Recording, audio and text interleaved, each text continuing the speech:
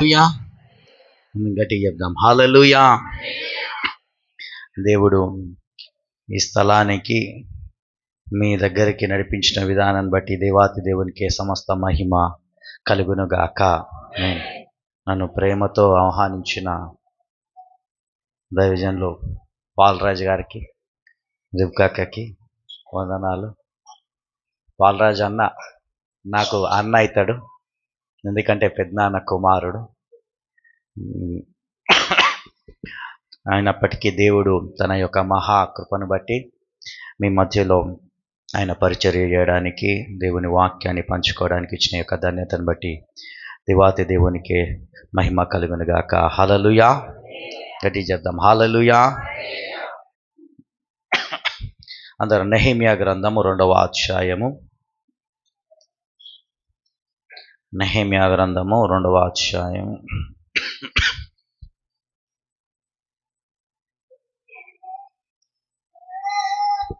2వ అధ్యాయము 17-18 వచనాలు చదువుకుందాం. నెహెమ్యా గ్రంథము 2వ అధ్యాయము 17-18 వచనాలు చదువుకుందాం. నేను చదువుతున్నాం. అయితే వారితో నేను ఇట్లాంటిని, మనకు కలిగిన శ్రమ మీకు తెలిసి ఉన్నది. యెరూషలేము ఎట్లు పాడైపోయానో, దాని గుమ్మములు అగ్నిచేత ఎట్లు కాల్చబడెనో మీరు చూచి ఉన్నారు. మనకు ఇక మీదట నింద రాకుండా యెరూషలేము యొక్క ప్రాకారమును మరలా కట్టుదుము రండి.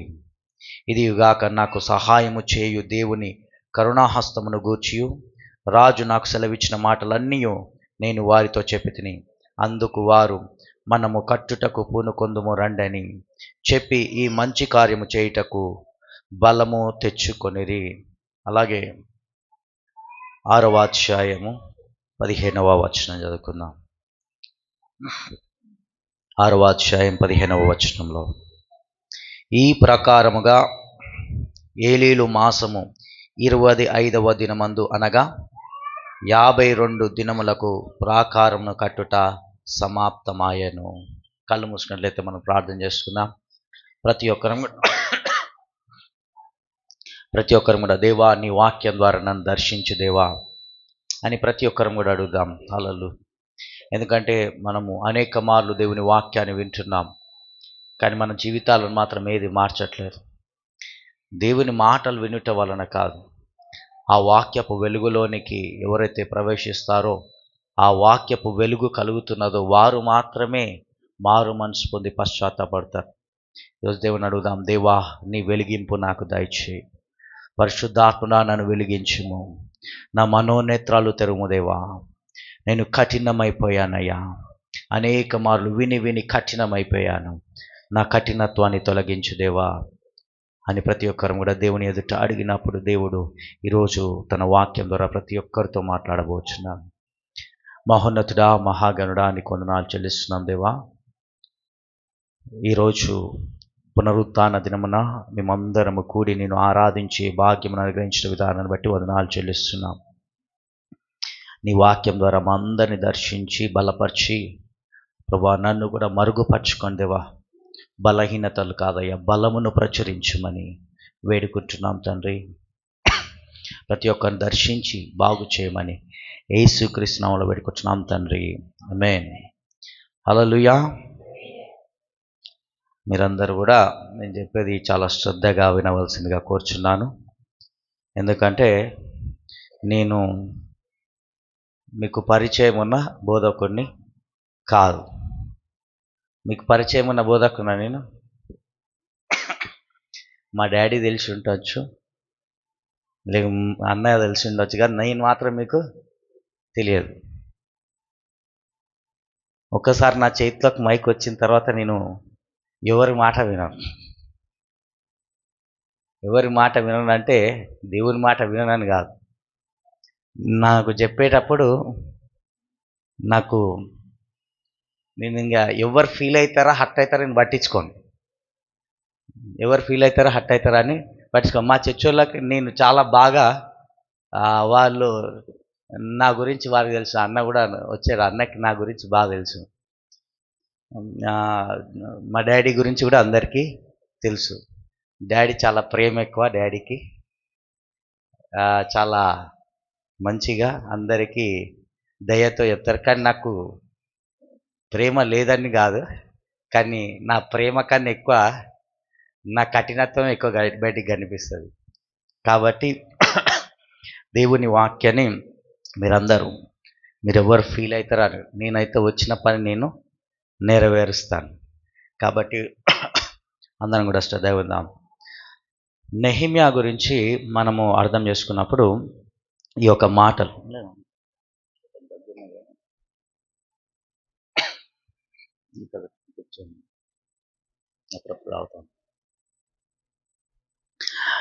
నెహెమ్యా ఇప్పటిదాకా చదివిన మాటలను మరొకసారి నెమరు వేద్దాం. 2వ అధ్యాయము 17-18.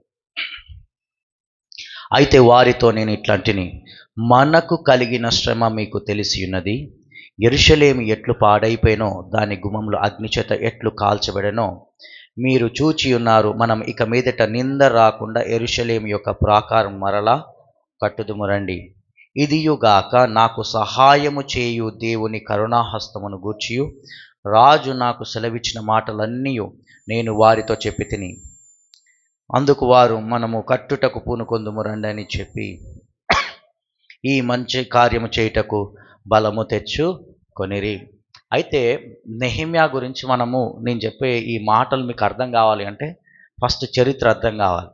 సో ఈ చరిత్రను జ్ఞాపకం చేసుకోండి. ఎందుకంటే ఈ మాటలు మీరు అర్థం చేసుకుంటే సాయంకాలం దీని కంటిన్యూయేషన్గానే వెనకాలకి వెళ్తాను. నెహెమ్యా బ్యాక్ సైడ్కి ఇప్పుడు నెహెమ్యా ఉన్నాడు. నెహెమ్యాకు ముందు ఎజ్రాకు ముందు జెరుబ్బాబేలుకి ముందు అలాగా నేను వెనకాలకి వెళ్తూ ఉంటాను. సో చెప్పే మాటలు మీరు జాగ్రత్త ఆలకిస్తే సాయంకాలం మీరు ఇంకా ఎక్కువగా మీరు అర్థం చేసుకోవడానికి మీకు వీలుగా ఉంటుంది.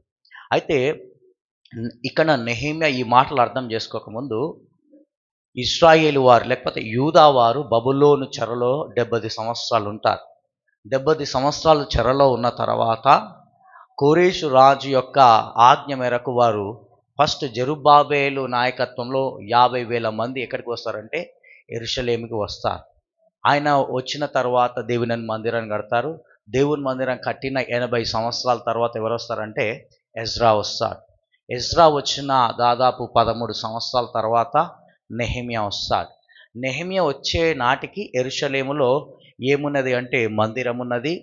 యెరూషలేములో ఏం చేయబడ్డారంటే జనులు, అంటే అప్పటికి కొంత జనాలు అనేటువంటి వారు చెరలో ఉన్నవారు ఎక్కడికి వచ్చారంటే యెరూషలేము పట్టణానికి వచ్చారు. అప్పుడు ఈ యెరూషలేము పట్టణానికి ఉన్న ఈ నెహెమ్యా ఈ మాటలు అర్థం చేసుకోకముందు నెహెమ్యా ఫస్ట్ స్టార్టింగ్ మొదటి అధ్యాయము మొదటి 3 వచనాలు చదువుదాం. నెహెమ్యా గ్రంథం మొదటి అధ్యాయం మొదటి 3 వచనాలు. హకల్య కుమారుడైన నెహెమ్యా యొక్క చర్యలు. 20 సంవత్సరాలు కిస్లేవు మాసంన నేను షూషాను కోటలో ఉండగా నా సహోదరులలో హననియా ఒకడును యూదులలో కొందరును వచ్చిరి. చెరపట్టబడిన శేషంలో తప్పించుకొనిన యూదులను గూర్చియు యెరూషలేమును గూర్చియు నేను వారిని అడగగా వారు చెరపట్టబడిన వారిలో శేషించిన వారు ఆ దేశంలో బహుగా శ్రమను నిందను పొందుచున్నారు. మరియు యెరూషలేము యొక్క ప్రాకారం పడద్రోయబడినది, దాని గుమ్మములను అగ్నిచేత కాల్చబడినవని నాతో చెప్పిరి. అయితే ఈయన షూషాను కోటలో ఉన్నాడు. ఎవరు? నెహెమ్యా షూషాను కోటలో ఉన్నాడు. షూషాను కోటలో ఈయన ఏమై ఉన్నాడు? 11వ చివరి వచనంలో లాస్ట్ మాట చూడండి. నేను రాజునకు గిన్నె అందించుడు వాడనై యుంటిని. నెహెమ్యా ఏమై ఉన్నాడు? రాజునకు గిన్నె అందించువాడై ఉన్నాడు. అంటే నెహెమ్యా యొక్క స్థానము గొప్ప స్థానం. రాజు దగ్గరలో పనిచేసే వారికి ప్రతి ఒక్కరికి ఆ ఉద్యోగాలు ఇస్తారా?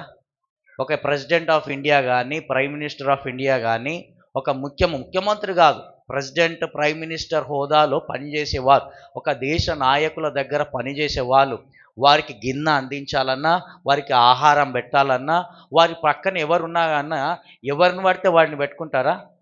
ఆ హోదా రావాలి అంటే చాలా యొక్క నమ్మకం కలిగిన వారిని మట్టుకే ఆ హోదాలో ఉంచుతారు. వారు పక్కన ఉన్నవారు ఎలాంటి వారిని పెట్టుకుంటారంటే వీరి క్షేమమును గురించి ఆలోచించే వారిని ఆ స్థానంలో పెడతారు. అలాంటి స్థానంలో ఎవరున్నారంటే నెహెమ్యా ఉన్నాడు. నెహెమ్యాకు ఏ కొదువ లేదు. నెహెమ్యాకి ఏదైనా కొదువ ఉన్నదా? షూషాను కోటలో ఒక గొప్ప రాజ్యము, చిన్న రాజ్యము కాదు. పార్సిక రాజ్యం అంటే చాలా పెద్ద దేశము. అంటే మీరు ఎస్తేరు గ్రంథంలో చూస్తే 127 సంస్థానాలకు రాజుగా చక్రవర్తిగా ఎవరున్నారు అంటే ఈ యొక్క పార్సిక యొక్క చక్రవర్తి, మాదీయుల చక్రవర్తి ఉన్నారు. 127 సంస్థానాలు అంటే దాదాపు భారతదేశం నుండి ఇథియోపియా వరకు అంత పెద్ద రాజ్యానికి రాజుగా ఉంటున్న ఆ రాజు దగ్గర నెహెమ్యా ఏమై ఉన్నాడంటే గిన్నె అందించువాడై ఉన్నాడు. అంటే అలాంటి 127 సంస్థానాలకు చక్రవర్తిగా, రాజుగా ఒక గిన్నె అందించేవాడిగా ఉన్నాడంటే ఎంత నమ్మకమైన వాడిని అక్కడ పెట్టుకుంటాడు. ఈ యొక్క మాటను మీరు ఆలోచిస్తూ ఉండండి. అలాంటి నెహెమ్యా ఆ యొక్క షూషాను కోటకు ఎవరు వచ్చారంటే ఈ యెరూషలేములో నుండి శేషించబడిన వారిలో ఒకడు, అంటే హనానీ అనే ఒక వ్యక్తి ఎక్కడికి వచ్చాడంటే ఈ షూషాను కోటకు వచ్చాడు. ఈ షూషాను కోటకు వచ్చినప్పుడు నెహెమ్యా ఏమడుగుతున్నాడు హనానీని? యెరూషలేము పట్టణం ఎలాగ ఉన్నది అని అడగగా ఏమున్నది చూడండి, 2వ వచనం చివరి భాగంలో, యూదులను గూర్చియు యెరూషలేమును గూర్చియు నేను వారిని అడగగా. ఇప్పుడు నెహెమ్యాకి ఏం పని? యెరూషలేములో ఉన్న వారి కోసం ఎందుకు ఆయనకి ఏం పని ఉన్నది? యెరూషలేములో ఉన్న వారి కొరకు, వారి శ్రమను గూర్చియు, వారు ఎలాగున్నారు, ఆ పట్టణంను గూర్చి, ఆ జనుల కోసం అడగవలసిన పని ఏమైనా నెహెమ్యాకు ఉన్నదా? చెప్పండి. నెహెమ్యాకు లేదు. నెహెమ్యా ఏమడుగుతున్నాడు? యెరూషలేము అంటే నెహెమ్యా రాజు కోటలో ఉన్నప్పటికీ కూడా ఆయన ప్రేమ ఎవరి మీద ఉన్నదంటే తన జనుల మీద ఉన్నది, తన పట్టణము మీద ఏమున్నది? ఆయనకు ప్రేమ ఉన్నది. అందుకని వారి క్షేమమును గురించి అడుగుతున్నాడు. ఎలాగున్నది యెరూషలేము పట్టణము, ఎలాగున్నారు మన ప్రజలు అనేటువంటిది అడగగా 3వ వచనం చూడండి, వారు చెరపట్టబడిన వారిలో శేషించిన వారు ఆ దేశంలో బహుగా శ్రమను నిందను పొందుచున్నారు. మరియు యెరూషలేము యొక్క ప్రాకారములు పడద్రోయబడినవి, దాన్ని గుమ్మములు అగ్ని చేత కాల్చబడినవి అని నాతో చెప్పిరి. అంటే ఇప్పుడు నెహెమ్యాతో ఏం చెప్తున్నాడు? అనని యెరూషలేము పట్టణంలో ఉన్నవారు బహు శ్రమను అనుభవిస్తున్నారు, భయంకరమైన శ్రమను అనుభవిస్తున్నారు. ప్రాకారాలు పడద్రోయబడి ఉన్నవి, దాని గుమ్మములు కాల్చబడినవి అంటున్నాడు. అంటే నెహెమ్యా ఏమని వార్త వింటున్నాడు? ఈ నెహెమ్యా ఏమని వింటున్నాడు అంటే యెరూషలేము యొక్క పట్టణం యొక్క ప్రాకారములు పడద్రోయబడి ఉన్నవి, వాటి యొక్క గుమ్మములు కాల్చబడి ఉన్నవి. అంటే నా పట్టణానికి, అంటే నెహెమ్యా అర్థం చేసుకున్నప్పుడు నెహెమ్యా యొక్క అర్థం ఏంటిది అంటే నా యొక్క పట్టణం యొక్క ప్రాకారాలు పడద్రోయబడి ఉన్నవి, నా యొక్క పట్టణం యొక్క గుమ్మములు కాల్చబడి ఉన్నవి. ఆయన తెలుసుకుంటున్న తన ఇంటి యొక్క వార్తను గురించి కాదు, తన యొక్క పట్టణము గురించి వార్తను, తన యొక్క పట్టణం యొక్క తన జనుల యొక్క వార్తను గురించి, తన కుటుంబం గురించి కాదు, తన యొక్క కుటుంబం యొక్క తన యొక్క ఇల్లును గురించి కాదు, నా ఇల్లు, నా తాత ముత్తాతలు ఉంటున్న ఇల్లు పడద్రోయబడిన అనే వార్తను కాదు. ఆయన కదిలించింది ఏంటిదంటే నా యొక్క పట్టణం యొక్క ప్రాకారములు పడద్రోయబడి ఉన్నవి, దాని యొక్క గుమ్మములు కాల్చబడి అనే వార్త ఆయన ఏం చేశానంటే కదిలించబడినది. ఆయన కదిలించబడడానికి గల కారణం ఏంటంటే నా పట్టణము, నా జనులు అంటున్నాడు. హల్లెలూయా. ఈరోజు మనలో ఎంతమందికి నా పట్టణము, నా యొక్క జనులు అనే ఒక మాట కదిలిస్తా ఉన్నది? కదిలిస్తున్నా? మనల్ని కదిలించట్లేదు. ఎప్పుడు నా కుటుంబము, నా బిడ్డలు అంటున్నాము, కానీ నా జనులు, నా పట్టణము, నా వారు, నా యొక్క దేశము, నా రాష్ట్రం అని ఎప్పుడైనా ఆలోచన మనకు కలుగుతుందా? కానీ నెహెమ్యాకి ఏం కలుగుతుందంటే నా పట్టణము. నెహెమ్యా ఎక్కడున్నాడు? ఒక గొప్ప కోటలో ఉన్నాడు, ఒక రాజుకు గిన్నె అందించువాడైనాడు, ఒక గొప్ప స్థానంలో ఉన్నవాడు, ఆయనకి సుఖానికి ఏమాత్రం కూడా కొదవలేనివాడు, రాజరికాన్ని అనుభవిస్తున్నవాడు. అంటే ఒక గిన్నె అందించువాడికి అన్ని సౌలభ్యాలు ఉంటాయా? ఉండయా? అన్ని సౌలభ్యాలు ఉన్న ఆ నెహెమ్యా ఆ సౌలభ్యంలో ఆ సుఖంని ఆనందించిన వాడిగా లేడు, కానీ దేని కొరకు ఆలోచిస్తున్నాడంటే ఆయన రాజు కోటలో ఉన్నప్పటికీ కూడా ఆయన తన పట్టణం కోసం ఆలోచిస్తున్నాడు, తన జనుల కోసం ఆలోచిస్తున్నాడు. ఈరోజు మనము ఒక గొప్ప స్థానంలో ఉంటే అసలు మన మన వారిని మనం గుర్తుపెట్టుకుంటామా? చెప్పండి. ఒక గొప్ప స్థానం ఉంటే ఈ చర్చికి వస్తారా మీరు? చెప్పండి. అంటే మనము ఎలా ఉంటామంటే మన స్థితి, మన యొక్క ఆర్థిక పరిస్థితి మారినప్పుడు మన చర్చిలు మారిపోతాయి, మన యొక్క కుటుంబాలు అన్నీ ఏమైపోతాయి? అన్నీ మారిపోతాయి. ఎందుకంటే మన కళ్ళు ఎక్కడికి వస్తాయి? ఇక్కడున్న కన్నులు ఎక్కడికి వెళ్ళిపోతాయి? నెత్తి మీదకి వెళ్ళిపోతాయి. ఎందుకంటే అది. కానీ నెహెమియా ఉన్న స్థానము, మనం నెహెమియాతో ఎక్కడ కూడా మనం ఆయనతో కంపేర్ చేసుకోవడానికి ఏమాత్రం తగిన వారం కాదు. ఎందుకంటే ఆయన ఒక చక్రవర్తికి 127 సంస్థానాలకు అధిపతిగా, ఒక చక్రవర్తిగా, అనేక సామంత రాజుల మీద కూడా అధిపతిగా ఉంటున్న రాజుకు ఏమై ఉన్నాడంటే గిన్నె అందించు వాడై ఉన్నాడు. హల్లెలూయా. అంటే ఈ నెహెమ్యా ఆయన దేనికోసం చింతిస్తున్నాడంటే నా జనులు శ్రమను అనుభవిస్తున్నారు. నెహెమ్యాకి ఏమైనా శ్రమలు ఉన్నాయా? నెహెమ్యాకి ఏమైనా కష్టం ఉన్నదా?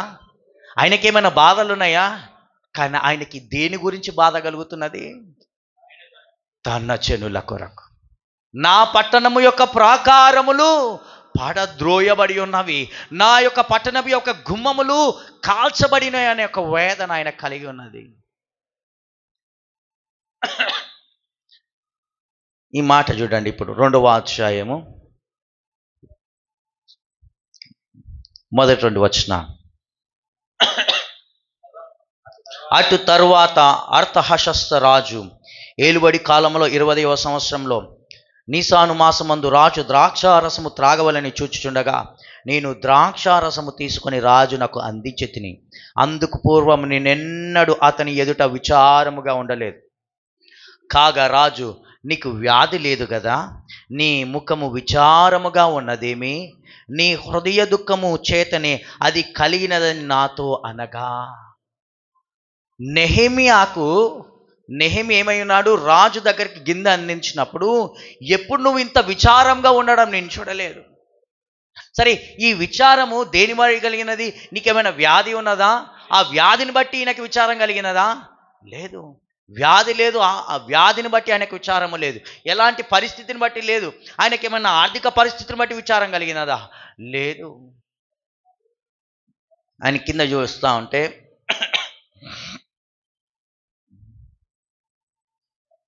3వ వచనంలో, నేను మిగుల భయపడి రాజు చిరంజీవి అగునుగాక, నా పితరులు సమాధులుండు పట్టణము పాడైపోయి దాని గుమ్మములు అగ్ని చేత కాల్చబడి ఉండగా నాకు దుఃఖముఖము లేకపోవుగా అని రాజుతో అంటిని. రాజా, ఈ దుఃఖము నా పితరుల సమాధులు, నా పితరులున్న అంటే ఏంటిది? ఒకప్పుడు నా పితరులున్న యొక్క ప్రాంతం ఏమైపోయినదంటే పడిపోయి ఉన్నది, కాల్చబడి ఉన్న నా పట్టణం అలాగా పాడైపోయి ఉండగా నా ముఖానికి సంతోషం ఎలాగా ఉంటుంది? నా యొక్క ముఖానికి దుఃఖము కాకుండా ఎలాంటి ముఖంని నేను కలిగి ఉంటాను? ఎవరికి? నెహెమ్యాకు. కనీసము నెహెమ్యా యెరూషలేము పట్టణము, ఒకప్పుడు యెరూషలేము పట్టణము ఏంటిది? గొప్ప సింహాసనం ఉన్న పట్టణము, గొప్ప రాజ్యముగా ఉన్న పట్టణము, బహు ఆర్థికంగా శక్తివంతంగా ఉంటున్న పట్టణము ఏమైపోయింది? పాడైపోయింది. అంటే అది పాడైపోయిన ఎన్ని సంవత్సరాల తర్వాత ఈ వార్త వింటున్నాడు నెహెమ్యా? చెప్పాను కదా, లెక్కలేయాలి. ఇప్పుడు ఎజ్రా తర్వాత ఎన్ని సంవత్సరాలతో వచ్చాడని చెప్పాను? 13 సంవత్సరాలు. ఎజ్రా ఎంతకాలం తర్వాత జెరుబ్బాబెలు వెళ్ళిన ఎంత కాలానికి ఎజ్రా వచ్చాడు? 80 సంవత్సరాలు. అంటే ఎన్ని సంవత్సరాలు? దాదాపు అక్కడే 100 సంవత్సరాలు అయిపోయింది. ఇప్పుడు జెరుబ్బాబెలు ఎన్ని సంవత్సరాల తర్వాత యెరూషలేముకి వెళ్తున్నాడు? అంటే వీళ్ళు ఎన్ని సంవత్సరాలు చెరకాలము? 70 సంవత్సరాలు చెరకాలం తీసిన చెరలో ఉన్న కాలంలో ఫస్ట్ యెహోయాకీము కాలంలో, అంటే దానియేలు ఫస్ట్ వెళ్ళాడు. ఆయన వెళ్ళిపోయిన తర్వాత మళ్ళీ ఇంకొక దాదాపు 11 + దాదాపు 7 సంవత్సరాలు అంటే 20 సంవత్సరాల తర్వాత వాళ్ళు కంప్లీట్గా కాల్చబడినది. అంటే దాదాపు 130 150 సంవత్సరాల తర్వాత ఎప్పుడు యెరూషలేము యొక్క ప్రాకారాలు కూలిపోయి కాలిపోయి 150 సంవత్సరాల తర్వాత నెహెమ్యా ఈ వార్త వింటున్నాడు. ఎప్పుడు వింటున్న వార్త? 150 సంవత్సరాల తర్వాత. ఇప్పుడు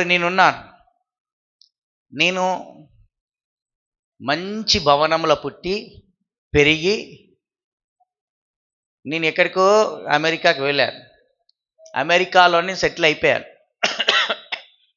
సెటిల్ అయిపోయిన తర్వాత మంచి హోదాలు అన్నీ బాగున్నాను.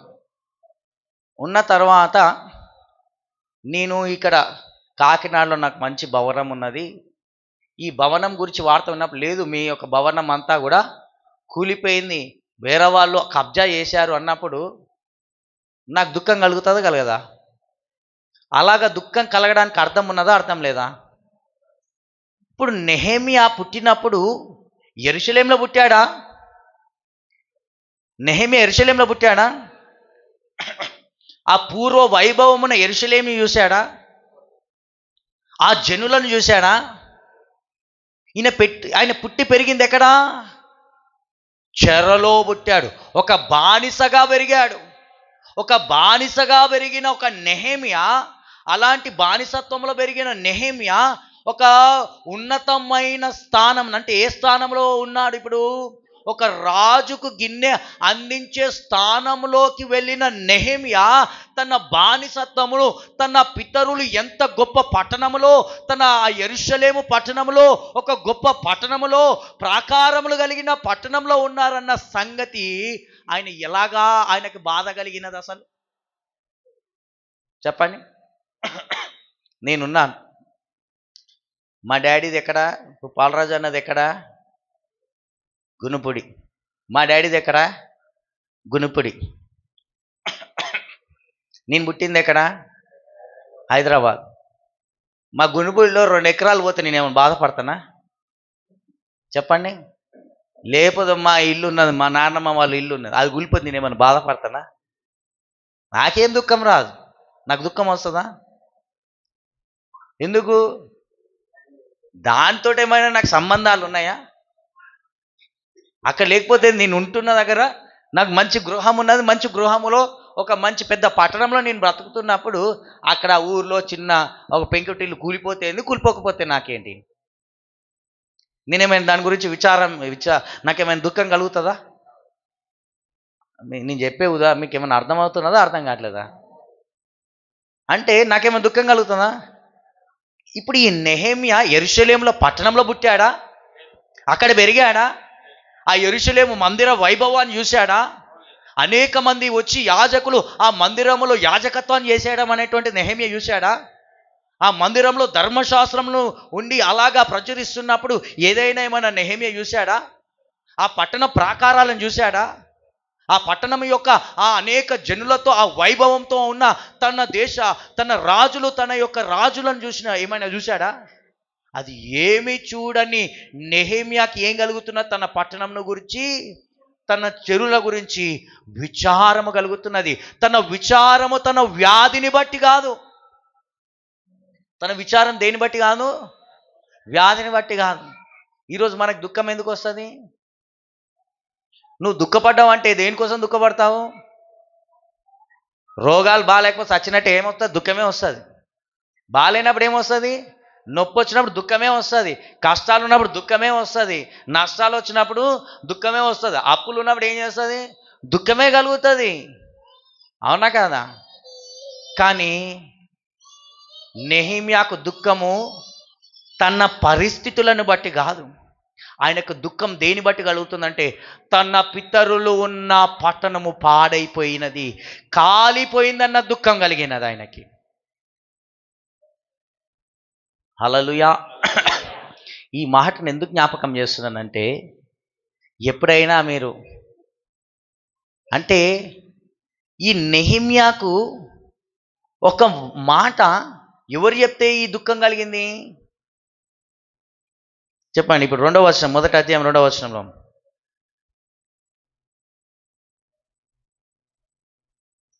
వారు చెరపట్టబడిన వారిలో శేషించిన వారు ఆ దేశంలో బహుగా శ్రమను నిందను పొందుచున్నారు, మరియు యెరూషలేము యొక్క ప్రాకారం పడద్రోయబడినది, దాని గుమ్మంలో అగ్ని చేత కాల్చబడినది నాతో చెప్పారు. ఎవరు చెప్పారు? 2వ వచనంలో ఉంటుంది, నా సహోదరులలో హననియాను ఒకడు, యూదులలో కొందరును వచ్చిరి. అంటే ఈ కొందరు వచ్చారు కదా, వీరు చెప్పిన దాన్ని బట్టి నెహెమ్యాకి ఏం కలిగినది? దుఃఖం కలిగింది. అంటే చెప్పేటవాడు ఏముందిరా, ఏముంది, మా పట్టణం అయిపోయింది, దాని పని అయిపోయింది అని చెప్తే దుఃఖం కలుగుతా?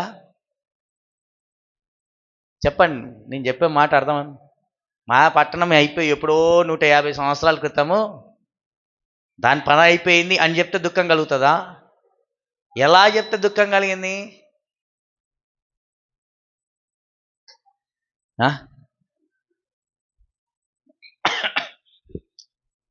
ఎందును బట్టి దుఃఖం కలిగినది అంటే, హననీయా ఆ కొందరు ఎవరైతే చెప్పి వారిని అడిగినప్పుడు తెలుసుకున్నాడో వారికి భారం ఉన్నది గనుక, ఆ భారముతో చెప్పారు గనుక నెహెమ్యాకి ఏం కలిగినది? దుఃఖం కలిగినది. ఈరోజు నీవు నేను ఇతరులను ఎందుకు కదిలించలేకపోతున్నామంటే, మనం ఏం చేస్తున్నామంటే దేవుని మందిరం గురించి వెటకారం చేస్తున్నాం కనుక ఎవరికి ఏమి దుఃఖం కలగట్లేదు. మన మీద మనం ఏం చేసుకుంటున్నాము? జోకులు వేసుకుంటున్నాం కనుక ఇతరులకు ఏం కలుగుతున్నదంటే వారి ఎదుట మనం అపహాసం పొందుతున్నాం తప్ప వారికి బలం కలగట్లేదు. ఈరోజు నీవు నీ పక్కనున్న వారిని కదిలించాలంటే నీ లోపలున్న భారం ఏం చేస్తుందంటే ఇతరులను కదిలిస్తున్నది. హల్లెలూయా. ఈరోజు మనం భారం లేని వారుగా ఉంటున్నాం. మత్తయి సువార్త 5వ అధ్యాయంలో మనం చూస్తాం, దుఃఖపడువారు ధన్యులు, వారు ఓదార్చబడుదురు. దేని విషయంలో దుఃఖపడాలి అంటే, మన దుఃఖం దేనికోసం కలుగుతుంది? దేవా, మా వాడికి ఫస్ట్ ర్యాంక్ రావాలి, మాకు ఇల్లు కావాలి, మా అప్పులు పోవాలనే దుఃఖం తప్ప. కానీ ఎప్పుడైనా మన జీవితాల కొరకు, మన యొక్క ఆత్మీయ కొరకు, మన పిల్లల కొరకు ఎప్పుడైనా దుఃఖపడతామా? అలాంటి వారిని ఓదారుస్తాడు. కష్టాలు వచ్చిన వాడు దుఃఖపడక ఏం చేస్తాడు? రోగం వచ్చిన వాడు ఏం చేస్తాడు?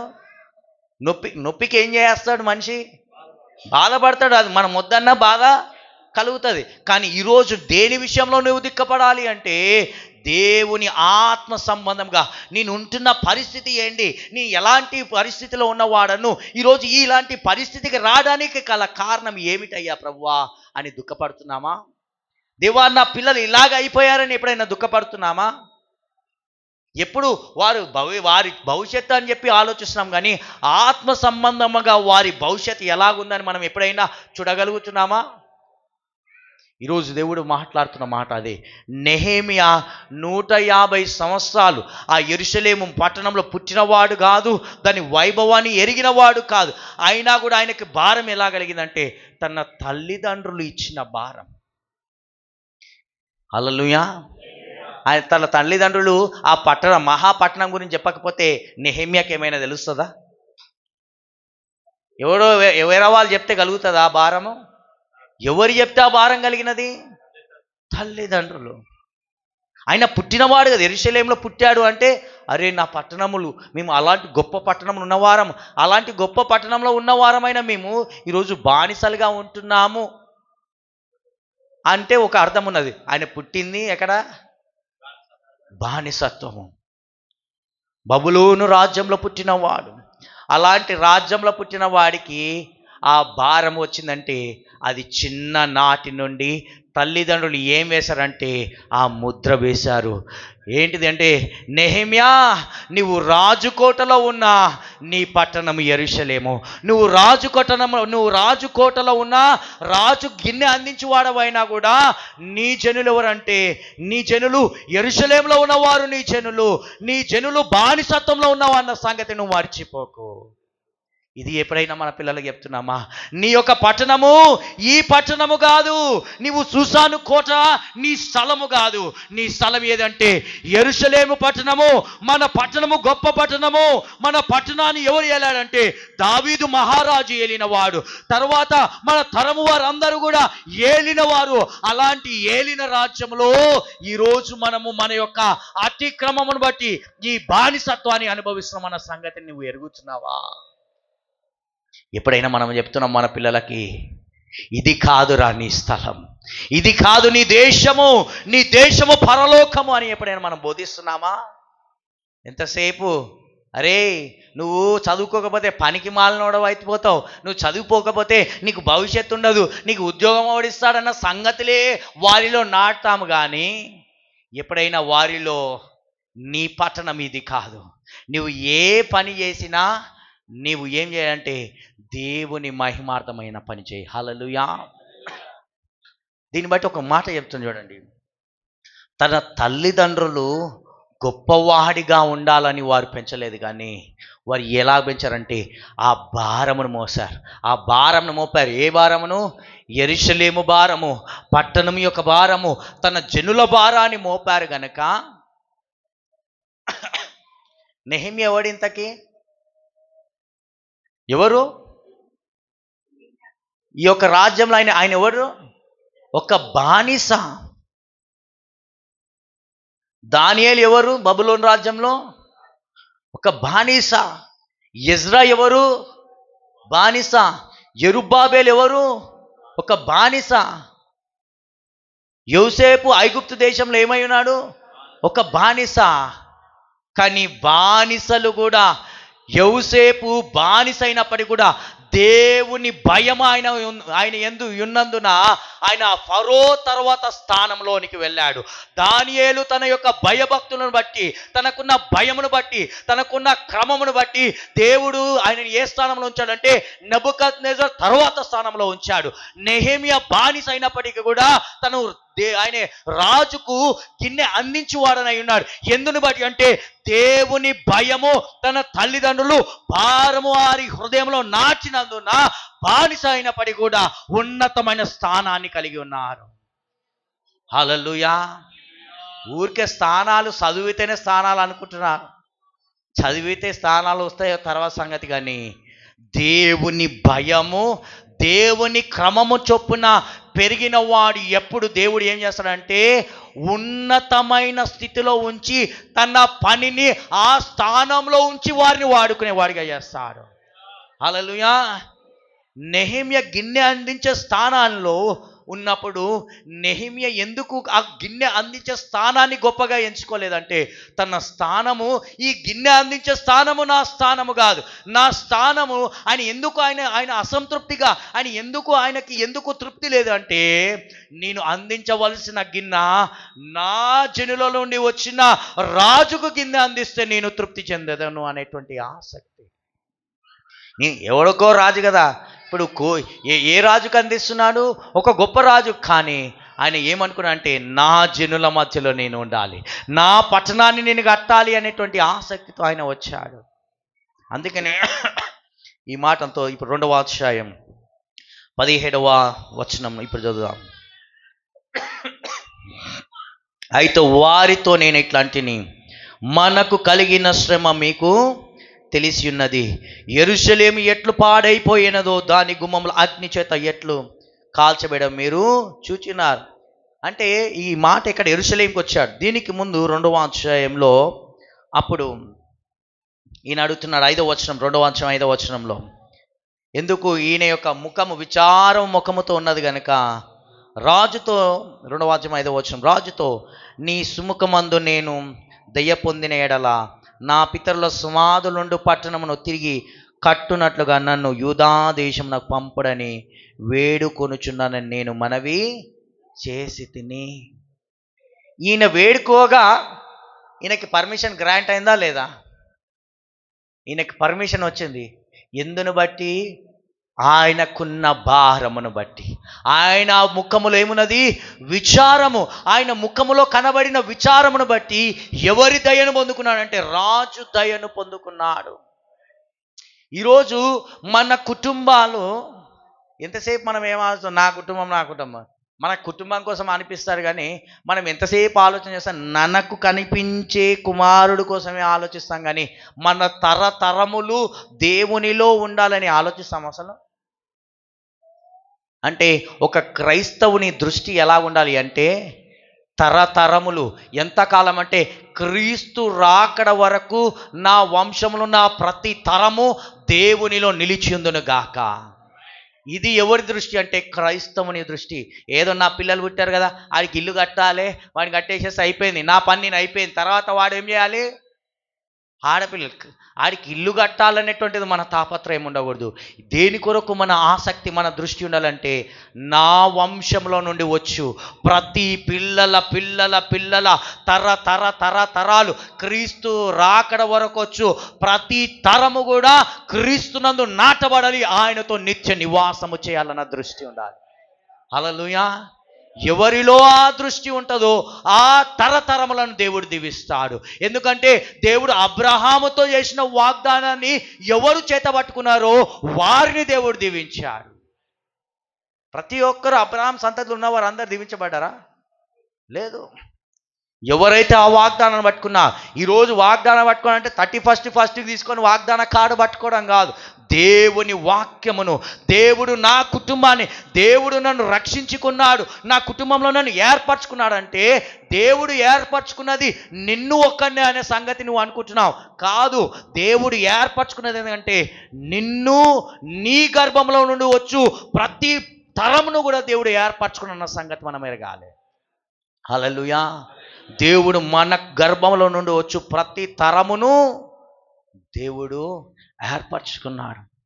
అందుకని ఈ నెహెమ్యాకి ఈ భారం ఎందుకు వచ్చిందంటే తన తల్లిదండ్రులు నా కుటుంబం అని ఆలోచించలే, నా జనులు అనే ఒక మాట వారు, ఎందుకంటే వారు ఏం పట్టుకున్నవారంటే వాగ్దానాన్ని చేత పట్టుకున్నారు కనుక నా జనులు అనే ఒక మాట వారికి కలుగుతున్నది. హల్లెలూయా.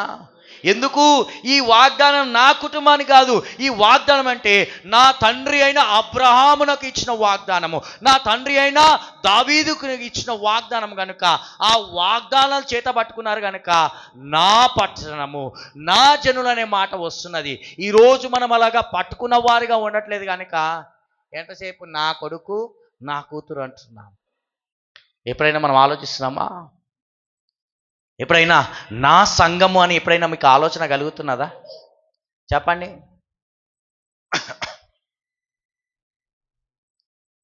నేను చెప్పే మాట మీకు నా సంఘం అన్న ఎప్పుడైనా, ఎప్పుడు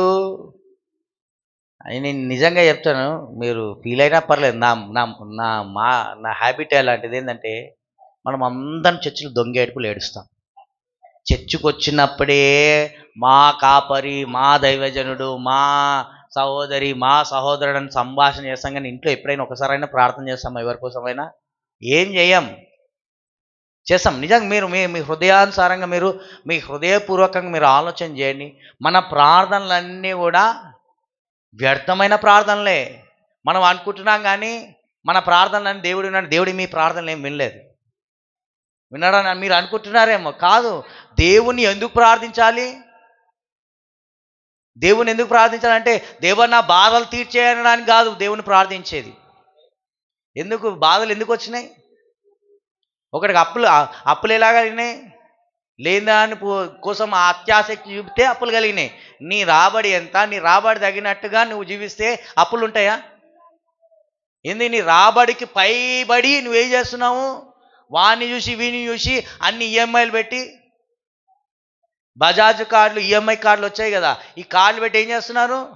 ఉద్యోగం ఉన్నవాడు ఏవాడికి ఏం పడితే ఫోన్లు కొంటాడు, బండ్లు కొంటాడు. ఇక ఆంధ్రాలో ఇంకెక్కువ, ఆ బండి కొనుడే ఎక్కువ. అంటే దానికి స్టిక్కర్లు అంటిస్తాడు, పనికి మాలిన హీరోల ఫోటోలు వేసుకుంటూ, దానికి ట్యాగ్ లైన్లు, ఏదో పెద్ద గొప్ప వంశావళి అన్నట్టు ఆ వంశావళి ఫోటోలు వేసుకుంటూ, ఈ కులం పేర్లు వేసుకుంటూ ఏం చేస్తూ ఉంటారు? ఈ స్టిక్కర్లు అంటిస్తున్నాడు. అంటే దేన్ని చూపించుకోవడానికి? బయట ఉన్నవాడు కాదు, బయట ఉన్నవాడి కోసం వాడు ఎట్లానే ఉన్నాడు, వాడు బయట ఉన్నాడు. కానీ ఎవడున్నాడు? సంఘంలో ఉన్నవారు కూడా ఇలాంటి పనులు చేస్తున్నారు. అందుకనే నా సంఘం అనే ఆలోచన ఎందుకు రావట్లేదంటే మనము సంఘంలో ఉంటున్నట్లుగానే ఉంటున్నాం, కానీ మనం ఎలాగా ప్రవర్తిస్తున్నామంటే బయట ఉన్న వారిలాగా ఉంటున్నాం. బయట ఉంటున్న వారిలాగా ఉంటే మనము సంఘానికి చెందిన వారము కాదు.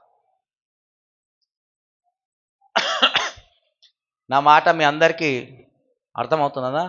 మనము ప్రార్థిస్తున్నామంటే దేవా నా ప్రార్థన ప్రభా నా బాధ నుండి తొలగించు అనేటువంటి ప్రార్థన కన్నా ఈ ప్రార్థన నేర్చుకోండి. దేవుణ్ణి ఎందుకు ప్రార్థించాలంటే రెండు విషయాల కొరకే ప్రార్థించాలి. ఒకటి విషయం ఏంటంటే దేవా ఈ బాధలో నేనున్నాను, దేవా ఈ బాధలో ప్రభా నేను ఏమి నేర్చుకోవాలి, నీ చిత్తం ఏమై ఉన్నదో ప్రార్థించేది. ఎందుకంటే దేవుని చిత్తాన్ని కనుగొనడానికి ప్రార్థించాలి. రెండోది ఏంటిదంటే దేవా ఈ బాధలో కూడా ప్రభువా నీ కృప నాకు కావాలి, నేను కడ వరకు కూడా ఈ బాధలో ఎక్కడ కూడా నా నిరీక్షణ కోల్పోకుండా నీకు దూరంగా ప్రభువా విశ్వాసాన్ని కోల్పోకుండా నీ కృపగల హస్తంలో నన్ను దాచిపెట్టన్న ప్రార్థన మట్టుకే చేయాలి. ఎందుకు? కొన్నిసార్లు బాధ లేకపోతే మనిషి ఆగడు భూమి మీద, అందుకని దేవుడు బాధలు కలగజేస్తాడు. ఆగుతారా చెప్పండి? మీకున్న బాధలన్నీ చేస్తే మీకు ₹1 ఇస్తే మీరు మనుషుల్లాగా ప్రవర్తిస్తారా? మనుషులాగా ప్రవర్తించాం. మనం ఎలా ప్రవర్తిస్తాము? రాజు కోటలు ఉండొచ్చు, రాజులాగా ప్రవర్తిస్తాం. అంటే భయంకరమైన గర్వంతో ఉంటాం. అందుకనే ఈ బాధల్లో దేవుడు ఏం జ్ఞాపకం చేస్తాడంటే బాధలు ఎందుకు బాధలలో మనం ఏం చేస్తాడంటే మన గర్వం అణచివేయబడుతుంది. దేవుడు ఆ బాధలో ఏం నేర్పిస్తాడంటే తగ్గింపు జీవితాన్ని నేర్పిస్తాడు. ఆ బాధల్లో దేవుడు ఏం నేర్పిస్తాడంటే ఆయన మీద ఆధారపడడం నేర్పిస్తాడు. అన్నీ ఉన్నప్పుడు ఆయన మీద ఆధారపడతామా? ఎప్పుడు ఆధారపడతాము? ఎప్పుడు దేవుడు, ఎప్పుడు సంఘము? సహవాసం ఎందుకోసము? సహవాసానికి ఎందుకు రావాలి అంటే నా జీవితము సరిచేయబడాలంటే నేను ఎక్కడ ఉండాలి? పరిశుద్ధుల మధ్యలో ఉండాలి. హల్లెలూయా. ఆదిమ సంఘం ఎందుకు అంత శ్రమలు, వారికి కలిగిన శ్రమలు మనకేమైనా కలుగుతున్నాయా చెప్పండి? ఆదిమ సంఘములో వారు బ్రతుకుతారా లేదా అన్నట్టుగా ఉండేది. వారు ఆస్తులు అన్నీ పోగొట్టుకున్నారు. అలాగా పోగొట్టుకొని అన్ని బాధలలో కూడా దేవుని కొరకు అలాగా విశ్వాసాన్ని చచ్చిపోయేంత బలంని ఎలాగ పొందుకున్నారు అంటే వారు అనుదినము కూడా వారు సహవాసమును కలిగి ఉన్నారు కనుక. సహవాసం అంటే ఏదో వస్తున్నాం పాడతారు వీళ్ళేదో మీటింగ్ పెడతారు అన్నట్టుగా మనం అనుకోరు. కాదు. పరిశుద్ధుల సహవాసం ఏం చేస్తుందంటే ప్రతి ఒక్కరి బలం యొక్క ప్రభావం ఇక్కడ సంచరిస్తూ ఉంటుంది. హల్లెలూయా. రోజు 24 గంటల సహవాసమున పరిగెత్తాలి. ఎందుకంటే అక్కడ దేవుని యొక్క బలము, దాని యొక్క ప్రభావము ఇక్కడ సంచరిస్తున్నది కనుక. హల్లెలూయా. అందుకనే ఎందుకు మనం ఈ స్థలంలో ఉండాలి? ఎందుకు? ఎక్కడైతే ఇద్దరు ముగ్గురు ఉన్నా వారి మధ్యలో నేను ఉంటే ఏం పొందుకుంటానంటే బలమును పొందుకుంటాను, నేను శక్తిని పొందుకుంటాను, ప్రభావాన్ని పొందుకుంటాను. ఏ బలమును అంటే నేను పడిపోకుండా, నేను తోలిపోకుండా, నేను మొత్తము గోతిలో పడిపోకుండా బలమును పొందుకునే శక్తి ఎక్కడ పొందుకున్నా అంటే సహవాసంలోనే. హల్లెలూయా. అన్ని విషయాలు వాక్యంలోనే నేర్చుకోం. ఎక్కడ నేర్చుకున్నాం అంటే పరిశుద్ధుల సహవాసం. అలా కూడిన వారి మధ్యలో ఉంటే చాలు మనం ఏం పొందుకుంటామంటే బలం పొందుకుంటాం. మీరు ఎప్పుడైనా మీరు బాధల్లో కష్టాల్లో ఉన్నప్పుడు మీకు ఏమైనా ప్రార్థన వస్తుందో చెప్పండి? ఏం చేస్తారు? ఇంకా దేవుని మీద అపనమ్మకం తప్ప ఏమైనా మీకు వస్తుందా? కఠినపరచబడతారు కానీ నమ్మకం వస్తుందా? రాదు. ఇప్పుడు బాధలో కష్టాలు ఉన్నప్పుడు ఏం చేస్తాడు? నాకు బాధ లేదండి, అసలు ఏమాత్రము కొంచెం మనసు బాగాలేదు, అందుకే నేను చర్చికి రావట్లేదు అంటారు. ప్రార్థన చేయనప్పుడు, వాక్యం చదవబుద్ధి కానప్పుడు ఎక్కడికి రావాలంటే పరిశుద్ధుల సహవాసంలో చేర్చబడాలి. హల్లెలూయా. పరిశుద్ధుల సహవాసం నేనేం చేస్తుందంటే బలపరుస్తున్నది. ఏ విశ్వాసాన్ని కోల్పోయావో, ఏ నిరీక్షణను కోల్పోయావో ఆ నిరీక్షణ ఎక్కడ కలుగుతుందంటే పరిశుద్ధుల సహవాసం. హల్లెలూయా. నెహెమియా ఆయన ఒంటరిగా ఉండడంను బట్టి కాదు, ఆయన ఎవరితో సహవాసం చేస్తున్నాడంటే ఆ యొక్క మహాపట్టణము కోసం ఆలోచన చేసే వారి మధ్యలో ఆయన ఉన్నాడు గనక, ఆ పట్టణమును గురించి ఆ ప్రాకారాలు కట్టాలన్న వారి యొక్క ఆ దర్శనము కలిగిన వారి మధ్యలో ఉన్నాడు గనక ఆ ప్రాకారాల కోసం ఆలోచిస్తున్నాడు. మనం ఎవరి మధ్యలో ఉంటాం చెప్పండి? మనం ఎవరితో సహవాసం చేస్తానంటే ప్రాకారాలు కూల్చే వారితో సహవాసం చేస్తాం, గుమ్మంను కాల్చే వారితో సహవాసం చేస్తాం. అలాంటి వారితో సహవాసం చేయడానికి దేవుడు మనం పిలవలేదు. అలాంటి వారితో సహవాసం చేయడానికి దేవుడు పిలిచాడా మనల్ని? చెప్పండి. అలాగా నెహెమ్యా ఏం ముందుకు అంటే రాజు దగ్గర నుండి ఏం పర్మిషన్ తీసుకొని బయలుదేరి ఎక్కడ వచ్చాడు? యెరూషలేముకి వచ్చాడు. అప్పుడు ఈ 2వ అధ్యాయం 17వ వచనం చెప్తా ఉన్నాడు చూడండి. ఏం చెప్తున్నాడు? అయితే వారితో నేను ఎట్లాంటిని, మనకు కలిగిన శ్రమ మీకు తెలిసి ఉన్నది, యెరూషలేము ఎట్లు పాడైపోయినదో దాని గుమ్మములు అగ్ని చేత ఎట్లా కాల్చబడినో మీరు చూచి ఉన్నారు. మనకు ఇక మీదట నింద రాకుండా యెరూషలేము యొక్క ప్రాకారం మరలా కట్టుదుము రండి అంటున్నాడు. హల్లెలూయా. ఇలాంటి భారముతో అననీయాకున్న భారము, ఇప్పుడు ఆయన భారమును బట్టి ఎవరికి భారం కలిగింది? నెహెమ్యాకు భారం కలిగింది. ఇప్పుడు నెహెమ్యాకున్న భారం ఎవరితో చెప్తున్నాడు తన భారాన్ని? యెరూషలేముకు వచ్చి యెరూషలేములో ఉంటున్న తిరిగి వచ్చిన జనులు ఉన్నారో ఆ జనులతో నెహెమ్యా మాట్లాడుతున్నాడు. ఏమని మాట్లాడుతున్నాడు? ఏమని మాట్లాడు? అయితే వారితో మనకు కలిగిన శ్రమ మీకు తెలిసినది, మీరు అందరూ శ్రమను అనుభవిస్తున్నారా? అనుభవిస్తున్నారు అని చెప్తూ ఏం చెప్తున్నాడు? యెరూషలేము ఎట్లు పాడైపోయిననో దాని గుమ్మం అగ్ని చేత ఎట్లా కాల్చబడినో మీరు ఇచ్చినారు. మనకు ఇక మీదట నింద రాకుండా యెరూషలేము యొక్క ప్రాకారం మరలా కట్టుదుము. మన మీద ఉన్న నింద ఏంటిది? మన మీద అందరు నింద వేశారు. ఎందుకంటే ఈ ప్రాకారాలు లేవు కాబట్టే కదా ఈ నిందలు, ఈ ప్రాకారాలు లేవు కాబట్టే కదా ఈ శ్రమలు. ఇక మీద మనం ఏం చేద్దాం? మనం అందరం కలిసి ఈ ప్రాకారాలను కడదాం. అప్పుడు మన మీద ఉన్న శ్రమ తొలగిపోతుంది, మన మీద ఉన్న నిందలు తొలగిపోతాయి అన్న మాట చెప్పినప్పుడు 18వ మాట చూడండి, 18వ వచనంలో, ఇది యుగాక నాకు సహాయము చేయు దేవుని కరుణాసమును గూర్చి రాజు నాకు సెలవిచ్చిన మాటలని నేను వారితో చెప్పి తిని, అందుకు వారు మనము కట్టుటకు పూనుకొందుము రండని చెప్పి ఈ మంచి కార్యము చేయుటకై బలము తెచ్చుకొనిరి. హల్లెలూయా. ఈ మాటలు అంటే హనన్యా తీసుకొచ్చిన భారము ఎవరిని కదిలించింది? నెహెమ్యాని కదిలించింది. నెహెమ్యా భారం ఏం చేసిందంటే ఆ జనులను కదిలించింది. ఆ జనులు ఏం పొందుకున్నారంటే బలము తెచ్చుకున్నారు. దేని కొరకు బలం తెచ్చుకున్నారు? ప్రాకారములు కట్టే బలమును. ఎందుకు? ఈ ప్రాకారాలు కట్టబడితే మన మీద ఉన్న శ్రమ తొలగిపోతుంది, మన మీద ఉన్న నిందలు తొలగిపోతున్నాయి అనేటువంటి మాట. హల్లెలూయా. ఈరోజు మీరు భారమును కలగేవారుగా ఉన్నారా? భారమును పెట్టేవారుగా ఉన్నారా? చెప్పండి. ఫస్ట్ ఎవరికి భారం కలగాలి? నాకు భారం ఉండాలి. నాకు భారం లేకుండా ఎవరైనా కదిలించబడతారా? నేను కదిలించబడినప్పుడు నా కుటుంబం కదిలించబడుతుంది. అంటే మనం ఏంటంటే ఏదో అన్నట్టు అనుకుంటున్నాం. మీరు నిర్లక్ష్యం వహిస్తే నీ తరము వారు నశించిపోతారన్న సంగతి మీరు గుర్తెరగాలి. దానికి ఒక ఉదాహరణ మీకు చెప్తాను. ఇశ్రాయేలీలు ఎన్ని గోత్రాలు? 12 గోత్రాలు. పేర్లు తెలుసా? అన్నీ మీకు తెలియదు. దాంట్లో దానియేలు గోత్రం తెలుసా? దానియేలు గోత్రం తెలుసా? ఒక గోత్రం 12 గోత్రాల్లో ఒక గోత్రం ఏంటిది? దానియేలు గోత్రం. అంటే ఎవరు? యాకోబు కుమారులు అందరు 12 గోత్రాలు. దాంట్లో దానియేలు గోత్రం. దానియేలు గోత్రం అంటే దేవుడు 12 గోత్రాలను ఏర్పరచుకున్నాడా? ఏర్పరచుకోలేదా? కానీ ప్రకటన గ్రంథం 7వ అధ్యాయం తీసి చదివితే మీకు ముద్రించబడిన వారిలో ఎవరు లేరంటే దానియేలు గోత్రం లేదు. దేవుడు ఏర్పరచుకున్నప్పుడు అన్ని గోత్రాలను ఏర్పరచుకున్నాడా లేదా? దానియేలు గోత్రానికి చెందినవాడు సంసోను. దేవుడు దానియేలు గోత్రంలో నుండి బలవంతుని లేపాడు. ఇశ్రాయేలీలకు ఏం కలగజేయడానికి? విజయమును, జయమును, ఫిలిస్తీన్ల మీద జయమును కలగజేయడానికి బలవంతుడైన సంసోను లేపితే, అలాంటి గోత్రం మీద ప్రకటన గ్రంథం 7వ అధ్యాయంకి వస్తే దేవుని ముద్ర లేని వారుగా ఉన్నారు. ఎందుకంటే దానియేలు గోత్రం ఏం చేశాడంటే దేవుడిచ్చిన స్వాస్థ్యము కాదనక వేరొక విగ్రహాన్ని వారి దేవుడిగా పూజించుకొని వారి తరతరములకు దేవుడిగా వారు ప్రకటించుకోవడం బట్టి దేవుడు ఏర్పరచుకున్న ఆ దానియేలు గోత్రం పక్కన నెట్టేశాడు. ఎందుకు ఈ మాట చెప్తున్నా అంటే, దేవుడు నిన్ను ఏర్పరచుకున్నాడు, దేవుడు నిన్ను రక్షించాడు. నిన్ను రక్షించుకున్నాడంటే నీవు దేవుని వెతికితే నీకు దొరికాడా, దేవుడు నేను దొరికించుకుంటే నువ్వు దొరికావా?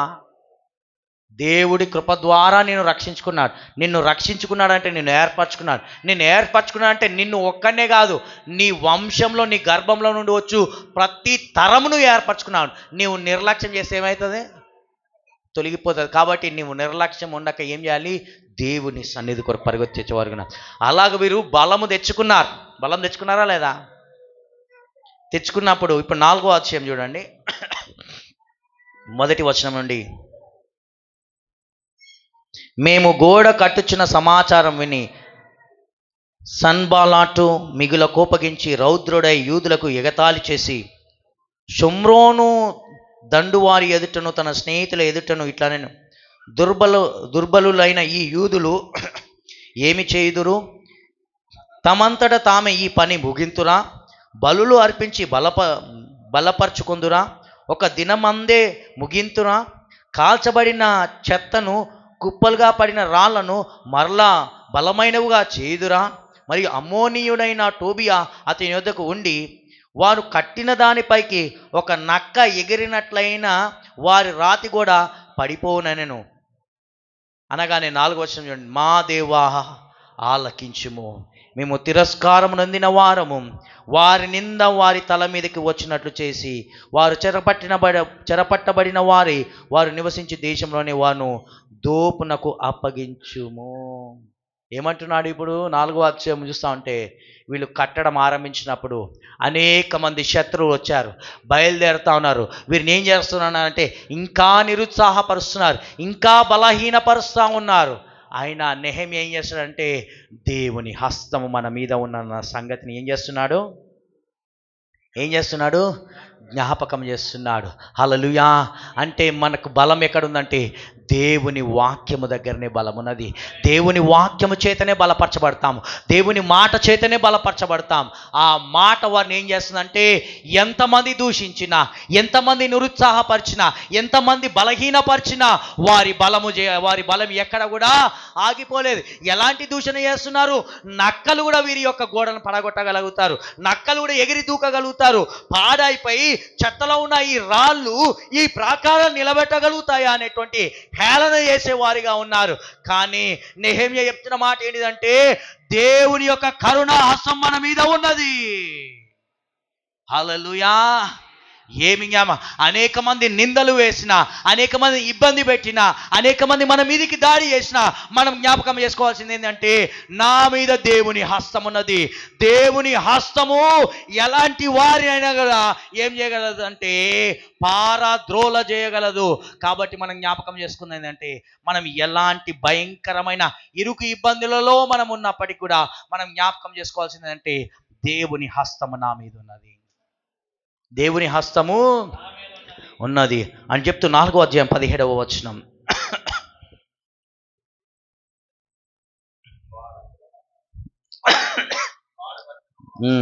4వ అధ్యాయం 17వ వచనంలో గోడ కట్టువారును బరువులు మోయువారును బరువులు ఎత్తువారును ఒక్కొక్కరు ఒక చేతిలో పనిచేసి ఒక చేతితో ఆయుధము పట్టుకొని యుండిరి.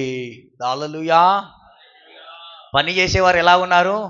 ఒక చేతితో పని చేస్తున్నారు. ఏంటిది? బరువులు మోస్తున్నారు. ఏం చేస్తున్నారు?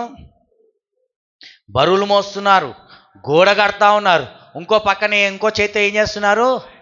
ఆయుధం ధరిస్తున్నాం. మనం ఎలా ఉన్నాం? మనం కట్టే గోడ ఏమైతా ఉన్నది? కూలిపోతా ఉన్నది. ఎందుకు?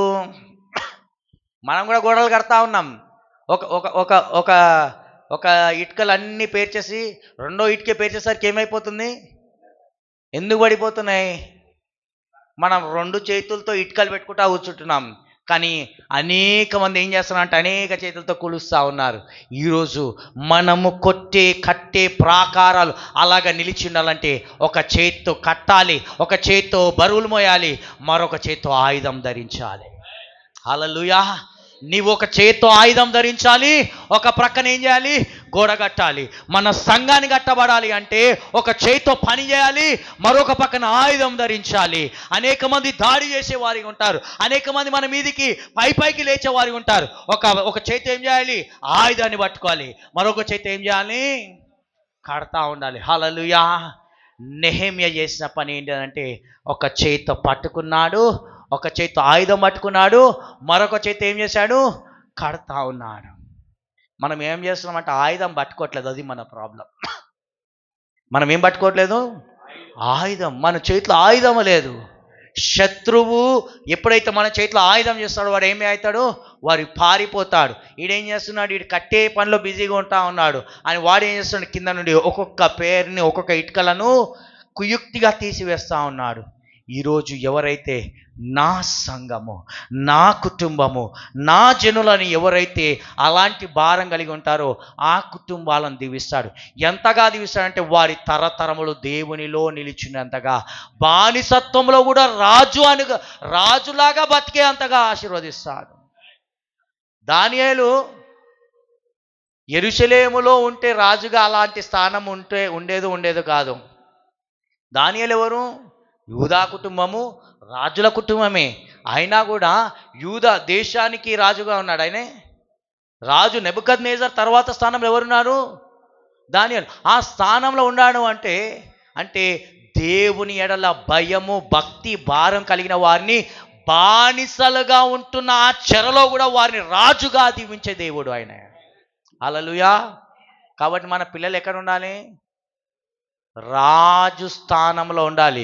ఎందుకు రాజు స్థానంలో వారిని ఉంచాడంటే వారు రాజైనా కూడా రాజనే స్థానంతో తృప్తి చెందేవారు కాదు. ఎందుకంటే వారి మనస్సు, వారి ఆలోచనలు అన్నీ ఎవరి మీద ఉంటాయంటే వారి జనుల మీద ఉన్నాయి, వారి పట్టణం మీద ఉన్నది. కాబట్టి దేవుడు అలాగా ఆశీర్వదించాడు. ఈరోజు అంత గొప్ప స్థానంలోకి వెళ్తే నీ సంఘమును నువ్వు జ్ఞాపకం చేసుకుంటావా? ఒకసారి మీరు ఆలోచన. గొప్ప స్థితిలో నేనుంటే, నేను ఒక గొప్ప ఈ కలెక్టర్ అయితే మీరు ఈ చర్చికి వస్తారా చెప్పండి? ఒక గొప్ప గవర్నమెంట్ జాబ్ వస్తే నువ్వు ఈ చర్చికి వస్తావా? రారు. ఎందుకు? ఇక్కడ అందరు చిన్నవాళ్ళండి, వీరి మధ్యలో మేమేముంటాము, అంతేనా? అవునా కదా? అందుకనే మన స్థితి ఆనే ఉన్నది. కానీ నేను ఏ స్థితిలో ఉన్నానో, ఇది నా జనులు, ఇది నా కుటుంబం, ఇది నా సంఘము, ఇది నా దైవజనుడు అని ఎవరైతే జ్ఞాపకం చేసుకుంటారో వారిని దేవుడు ఎక్కడ ఉంచుతాడంటే రాజు తర్వాత స్థానంలో ఉంచుతాడు. ఎందుకంటే రారాజు పనిని ఎవరు జరిగిస్తాడో వారి పనిని ఎవరు జరిగిస్తాడంటే దేవుడు జరిగించేవాడు అయినాడు. అలాగ నెహెమ్యా అలాంటి భారం కలిగిన వాడు ఉన్నాడు కనుకనే 6వ అధ్యాయం 15వ వచనంలో అందరు చదువుదామా? 6వ అధ్యాయం 15వ వచనం. ఈ ప్రకారంగా ఏలీలు మాసము 25వ దినమందు అనగా 52 దినములకు ప్రాకారమును కట్టుట సమాప్తమాయెను. హల్లెలూయా. ఏం సమాప్తమాయెను? ప్రాకారం. ఎన్ని రోజులు? 150 సంవత్సరాల క్రితము కూలిపోయిన ప్రాకారాలు, కాల్చబడిన యొక్క గుమ్మములు ఎన్ని దినాల్లో కట్టబడ్డాయి?